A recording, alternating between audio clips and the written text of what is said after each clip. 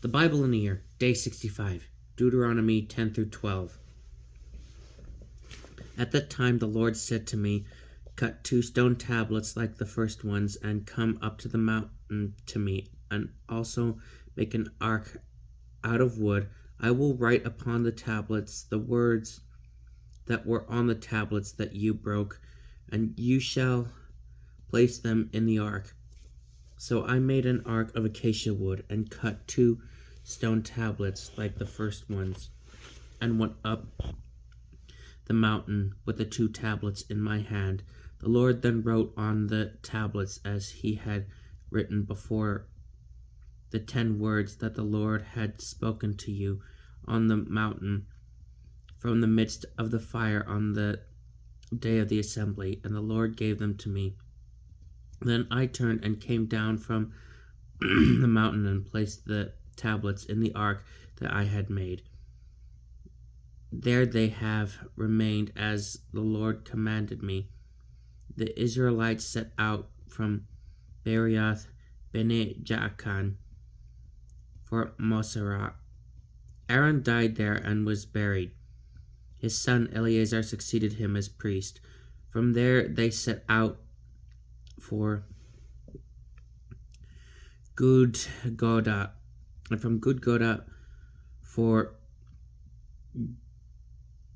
Jotbatha, a region where there is a water in the wadis. At the time the Lord set apart the tribe of Levi to carry the ark of the covenant of the Lord, to stand before the Lord, to minister to him, and to bless in his name, as they have done to this day. For this reason Levi has no hereditary portion with his relatives. The Lord himself is his portion, as the Lord your God has promised him. Meanwhile I stayed on the mountain as I did before, 40 days and 40 nights, and once again the Lord listened to me. The Lord was unwilling to destroy you.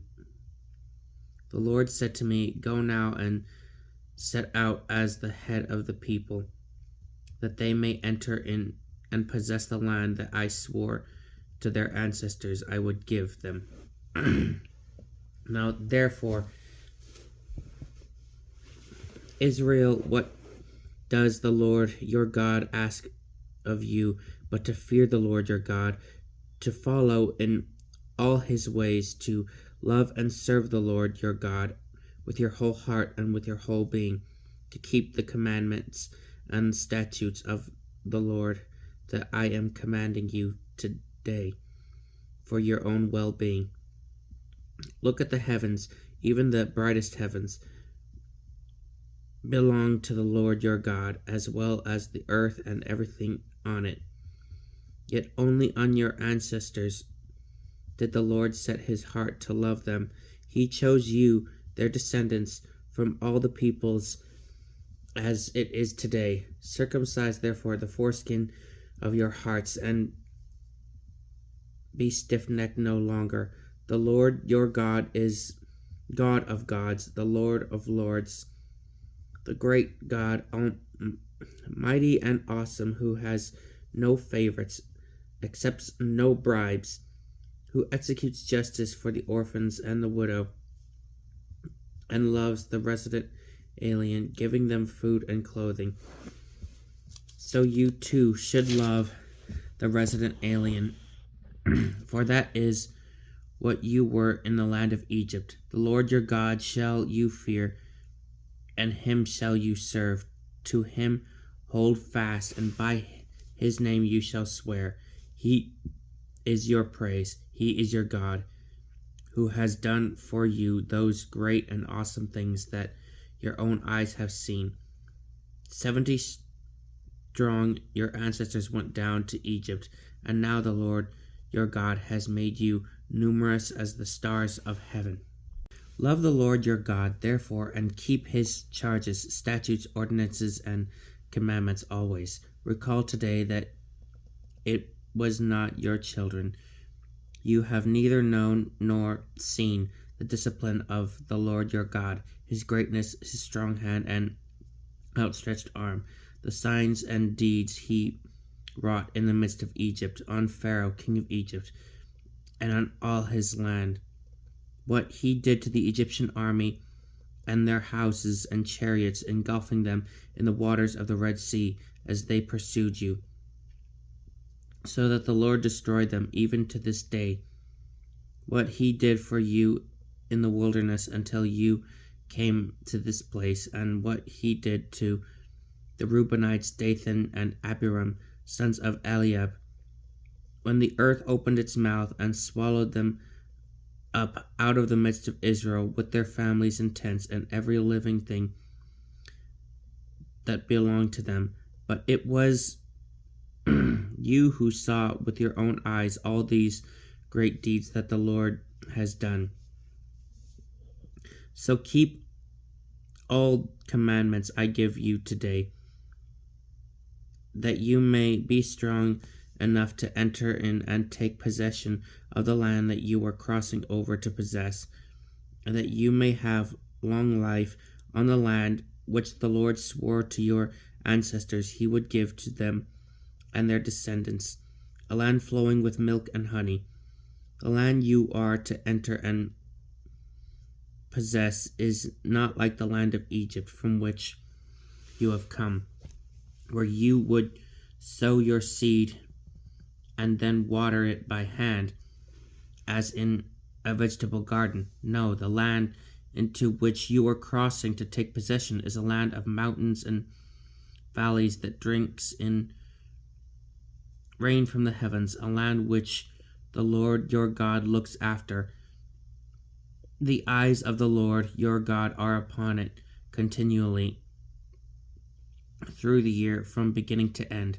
If then you truly listen to my commandments which I give you today, loving and serving the Lord your God with your whole heart and with your whole being, I will give the seasonal rain to your land, the early rain and the late rain, that you may have your grain, wine, and oil to gather in.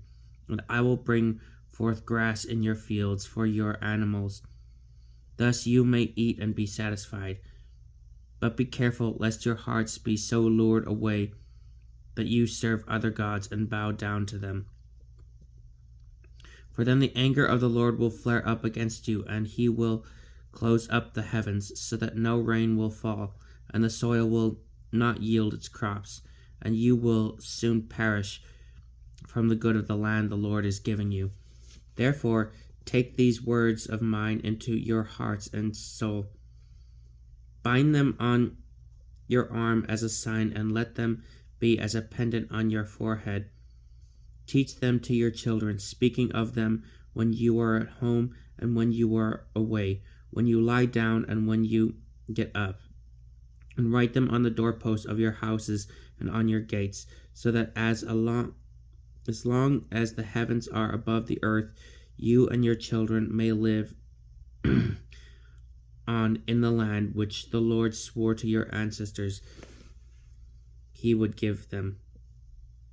For if you are careful to observe this entire commandment I am giving you, loving the Lord your God, following his ways exactly, and holding fast to him, the Lord will dispossess all the nations before you, and you will dispossess nations greater and mightier than yourselves.